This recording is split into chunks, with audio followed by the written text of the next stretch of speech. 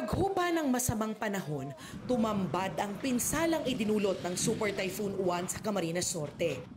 Nadurog ang bahay ng mag-asawang Leonora at Dante matapos madaganan nitong puno na natumba dahil sa lakas ng hangin. Siyempre malungkot, dalawang bahay ang nawala. Dito kasi nakatira yung binata ko, dumaan sa kabila, tapos dito yung dalaga ko. Masakit sa akin pero okay na rin, buhay din kami mag-anak. Mabuti na lang at nasa evacuation center sila nang tumama ang bagyo. Naghahanap sila ngayon ng pwede pang mapakinabangan dahil wala silang naisalbang gamit. Si June, isa-isang pinulot ang mga yerong natuklap mula sa bubong ng pinagtatrabahuhang talyer. Yun nga lang, hindi rin naman talaga basta-basta mga kapag-operate, gawa ng walang kuryente. Ang pamumuhay kasi namin, umaasa kami sa kuryente. wala pa rin kuryente sa buong probinsya ng Camarines Norte. Sa gitna ng brownout, isang laundry shop ang naghandog ng libreng charging sa mga residente. Sa bayan naman ng Mercedes, nilipad ang halos kalahati ng bubong ng covered court ng Evacuation and Convention Center ng bayan. Wasak din ang bangka ng ilang mangingisda.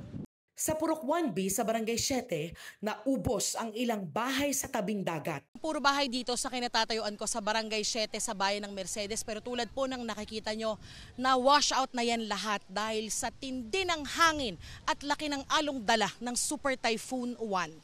Kaya wala silang magawa kung hindi suyurin ang tumpok na mga kawayan at pawid para makita kung may pwede pang pakinabangan. Si Tatay Arnel, pinira-piraso ang mga kahoy. Sugatan pa siya ng mabagsakan ng kawayan ng itumba ng mga alon ng kanyang bahay. Walang magagawa at malakas yung bagyo. Siyempre, kabado din at inisip mo yung tinitirhan. Malaking bagay sana ang seawall. Pero hindi pa tapos ang construction ng seawall kaya hindi protektado ang mga bahay. Narito pa nga ang ilang construction materials na tinangay din ng malakas na hampas ng alon kahapon. Iniimbestigahan na raw ng DPWH ang konstruksyon ng seawall. Abala ang mga otoridad ngayon sa clearing operations para madaanan na ang mga kalsada. Pero bagsak pa rin ang linya ng komunikasyon sa maraming lugar. 80 bahay pa sa probinsya ang isolated o hindi pa makontak at maabot ng tulong sa ngayon. Tuloy din ang relief operations ng iba't ibang ahensya ng gobyerno.